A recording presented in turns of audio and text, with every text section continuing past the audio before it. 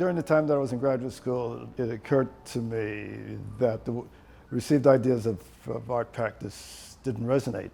I thought to look for other ways of thinking of art as a practice, and then I sort of expanded through readings. I began to expand a kind of research, I guess. It didn't feel like researching, but it was kind of opening up. But it opened up on a global scale, and I realized that different cultures have different ways of making art, and I was particularly interested in kinds of strategies that come from meditative practices like tantric Buddhist art. So I thought that, I can't become a Buddhist and start meditating and then make it work. I'm a Westerner, so maybe I can find another way of standing outside of the idea of subjectivity.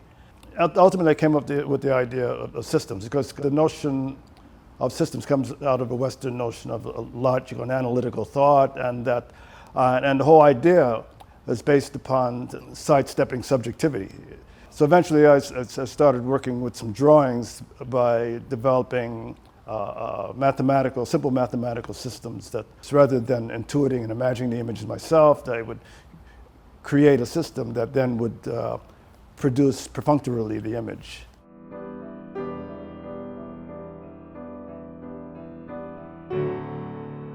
One of the questions that was asked of me in the 70s was, why do I work in systems? Because, like black people don't make art that way.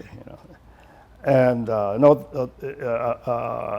thought that, like a lot of artists, abstract artists, are offended by the question because they don't think that they should have people restricting the way art can be made by black people. I wasn't offended by the question. I mean, I thought it was a legitimate question. It didn't mean that I should be making art that's identifiably black, but it did mean that there's something to say about how your lived experience shows up in your work.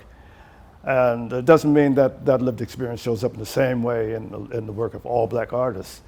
But in that way, I thought it was a lived experience. And it took me 35 years to figure out an answer to the question.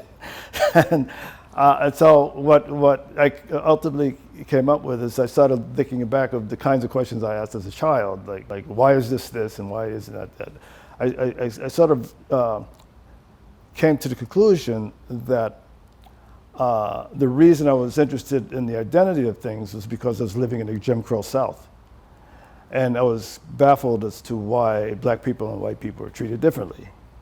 And who determined that? Who made these rules? And what is that based upon? That because it seems so arbitrary.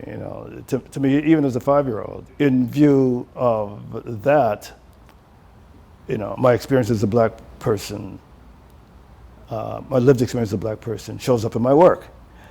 It's not political. It's not.